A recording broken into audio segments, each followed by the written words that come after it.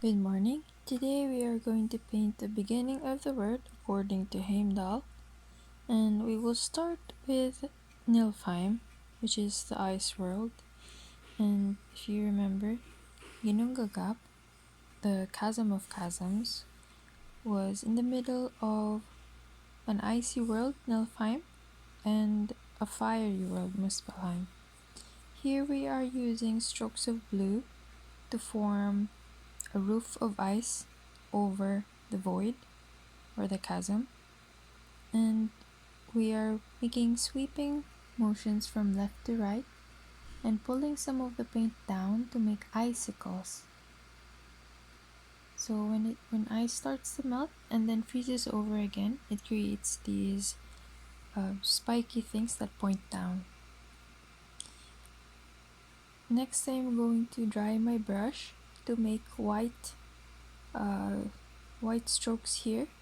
Again, if you dry your brush and go over your paint when your paper after painting a wet paper, then what happens is the brush picks up the paint rather than puts it down, and so you will be able to make white strokes like this.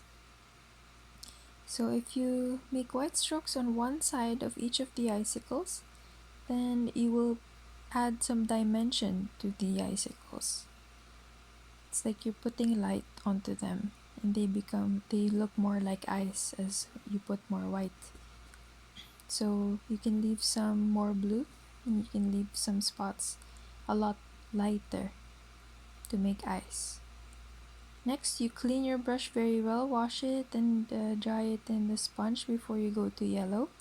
And we are going to use sweeping strokes here, sweeping, swaying strokes to make tongues of fire, to make flames. So you're going to take a bit of paint and keep pulling it up and up and up, getting sharper as you go up. So as you lift your brush up, you also lift it away from the paper to make these sharp edges. So you can also go drag it up to the eyes. As you can see here, it covers some of the eyes. This might drag some of the blue down, but that's okay. Again, if the paper is wet when you start and you use wet paint, you can always rework it. And then you will add the red like this and blend it with the yellow strokes to make flame, to make orange fire. So you can add more red on some spots and less on the others. And feel free to really play with this fire. Really try to look at it. You pause every now and then and try to look where you want to put what color and in what way. Now I'm going to start painting the first being that ever lived in the world according to Heimdall. And he was formed when the fire and the ice met and formed a very thick mist that settled into some of the first beings on the world. So this is the giant Ymir, who, if you remember, met a cow in the story and started drinking her milk. So I only am using red here, and I dragged it into the blue, and I'm dragging the blue back down. And it makes this very murky purple.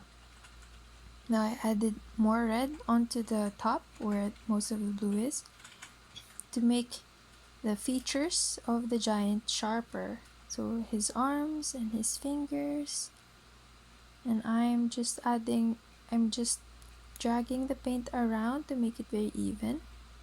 And now I'm putting some blue on the bottom because the top has more blue than the bottom. And I'm defining his feet with this blue, and I'm dragging the paint up once again. The blue will settle into shadows. And now I am drying my brush again and picking up some paint from his body to make some clothing. This will not go all the way back to white, but in a dirty white. And here I'm positioning his face just to see where it will land. But as you can see, because it's very very wet, it blurs out a bit. I will be putting it back later. On the white on his body, I added more yellow to create this sort of dirty white. I dried the brush again, and then I used a dry brush to fan out the red on his head to make hair all around in the beard. So I'm not adding any color here, it's just a dry brush. Now I added blue, but that was a mistake. I actually ended up drying my brush again, but the camera stopped filming. I dried the brush again, and then I picked up the color once again with the dry brush to make his eyes white, and I made them very angry. So I made them point downwards towards the middle and going upwards towards the side. Lastly, without adding any paint again, I'm dragging just a brush with water on the bottom under his feet to make the ground.